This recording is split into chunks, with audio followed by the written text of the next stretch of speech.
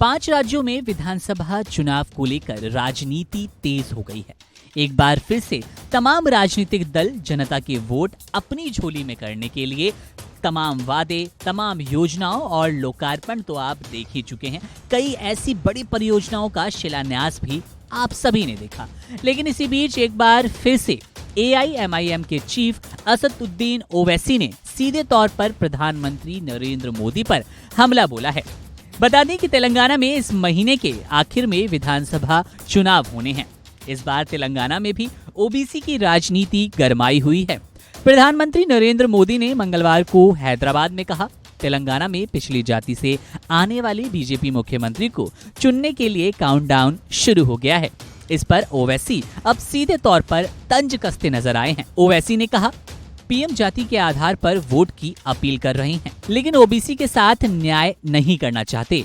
हैदराबाद सांसद ने 3 मुद्दे उठाए। उन्होंने कहा कि प्रधानमंत्री नरेंद्र मोदी ने पिछड़े मुस्लिमों के लिए आरक्षण खत्म करने का वादा दिया, आरक्षण पर 50% की सीमा नहीं हटाई और 27% ओबीसी कोटा को बढ़ाने का विरोध किया।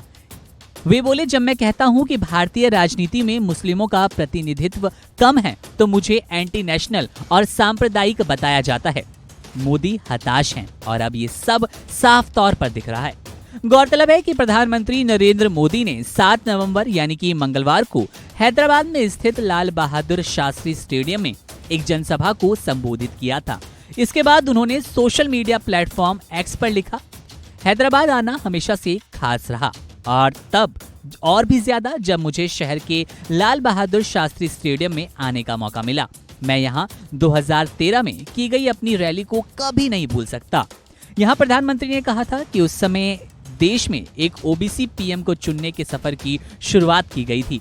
आज इस वेन्यू से तेलंगाना के बीजेपी सीएम को चुनने का काउंटडाउन शुरू हो रहा है, जो कि पिछड़े समुदाय से आते हैं। स्टेडियम में जनसभा को संबोधित करते हुए प्रधानमंत्री नरेंद्र मोदी ने कांग्रेस और भारत राष्ट्र समिति यानी कि BRS की कथित वंशवादी मानसिकता पर निशाना साधा। वे बोले, ये पार्टियां कभी नहीं चाहती कि पिछड़े वर्ग का व्यक्ति तेलंगाना का मुख्यमंत्री बने।